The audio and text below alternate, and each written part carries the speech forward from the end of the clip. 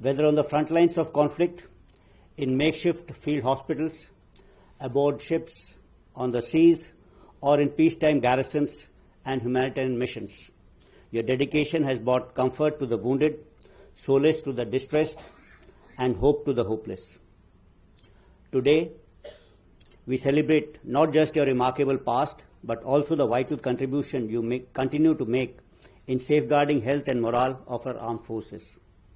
This occasion also honors the veterans and former Additional Director Generals whose leadership has laid the foundation for service known for discipline, devotion, and dignity. I firmly believe that nurses are the heartbeat of healthcare, giving more than just care.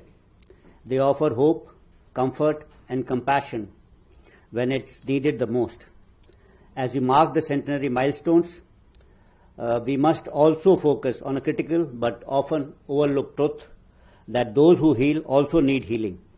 It's heartening to see that this scientific session focuses not only on critical expertise but also on emotional and psychological well-being of the caregiver themselves. In our pursuit of operational readiness and combat fitness, we must remember that the strength of our forces lies equally in the well-being of those who care for them.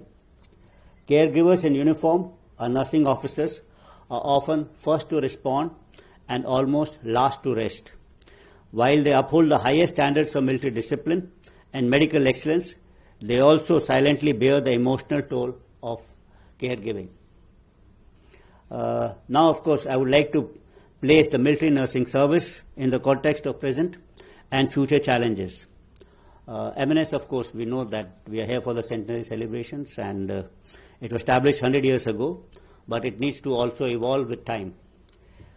Ancient Greek philosopher, you must have heard about Heraclitus, who had said that change is the only constant in life. It's age-old wisdom. In fact, in Gita also something similar has been said, which says that परिवर्तन ही शाश्वत है और बदलाव जो है प्रकृति का नियम है. So evolution, change, and adaptation is important to avoid being extinct. Survival of the fittest is a mantra. This, of course, has been told by Charles Darwin, actually. It's a mantra that's true for all, including the armed forces. The medical fraternity, as well as the military nursing service, also needs to evolve. Here are a few things I thought that you must imbibe. First, let me talk about jointness.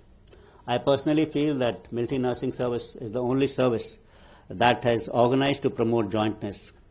Military nursing service officers can be seamlessly transferred from an army establishment to the Navy or to the Air Force establishments. A recent decision actually to create a joint education core is based on a similar idea from MNS. We need to work more towards jointness among the three services, and I'll talk about it a bit later towards the end of my talk. The second important thing I think is about biothreats. The training of our nurses must take into account the challenges we may face in future. The world has been through a period of intense travails and tribulations during the COVID pandemic. In my view, biothreats, whether they are man-made, could be accidental, or they are natural, they're likely to increase in future. Defense against such threats and treatment of infected persons requires different treatment protocols. We must be prepared for this in future. Post-Operation Sindoor, our Honorable Prime Minister has said that India will not be deterred by nuclear blackmail. While the possibility of use of nuclear weapons in our context is very, very low, but it would be prudent to take this into a security calculus. Radiological contamination requires different protocols for treatment and must be part of our training. Preparedness against nuclear threat contributes toward deterrence against its use, and I think that's important. The next thing which I want to emphasize upon is about data protection. Indian DNA is unique. Our immune system reacts differently to different environment or infections. At the macro level, individual medical data protection is equally important and includes case histories, reports, and medical health records. Operational data like casualty figures, deployment related to health patterns, evacuation plans also need to be secured from leakages. Role-based access and encryption of medical data is very relevant in today's era of data-centric warfare, wherein access to information will allow enemy or give him a bit of advantage over us.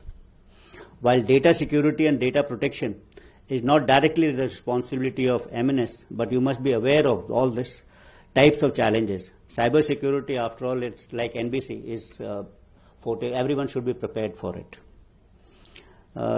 Lastly, I'll talk about integration. I started with jointness.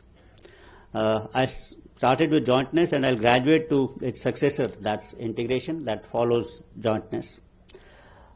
Nursing services should be able to help civil administration during crisis. Similarly, we should be able to absorb nursing talent available outside the country into the military ecosystem in times of crisis. Nursing should be treated as a national resource and should be utilized as such. More research and coordination on this particular aspect is happy, and I'm very happy that Mr. Dilip Kumar is here. I've been told about this continued nursing education.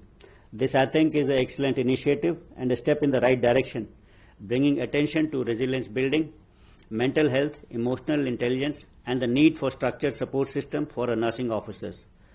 Let us foster a culture of where empathy is seen not as a soft skill, but as a strategic strength, where caring for the caregiver also becomes a command priority. As part of my concluding remarks, I would like to say that every officer of the military nursing service, past and present, to know that your dedication has built trust, your courage has saved lives, and your compassion has touched generations of soldiers and their families. I congratulate the organizers of this continuing nursing education and all the participants. Let it be a catalyst for meaningful change, for stronger peer networks, for policies that safeguard your well-being, and for a culture that values the caregivers as much as they care for. On behalf of the entire Defence Services, I extend my heartfelt congratulations on the centenary celebrations of Military Nursing Service. May the legacy of 100 years inspire you to lead with compassion in the century that is yet to come. Thank you very much, and Jai Hind.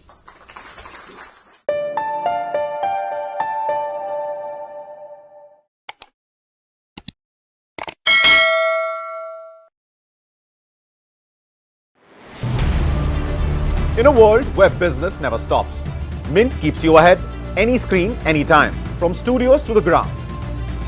Mint is doing brilliantly well. It's a well-read page, I would think. Mint breaks down business, leadership and lifestyle, boldly, visually and smartly. From boardrooms to markets, from personal wealth to industry trends, we bring you the insights that matter. What fuels India's biggest CEOs? Ride along and find out. Want to invest like the pros? Learn from India's top market experts. Your money, your future. We make finance simple. Step inside breathtaking homes and the creative minds behind them. India's real estate scene decoded. No jargon, no fluff. Some chase success, others create it. Meet the ones who made the impossible possible. We don't just talk business, we show it. And the world's watching.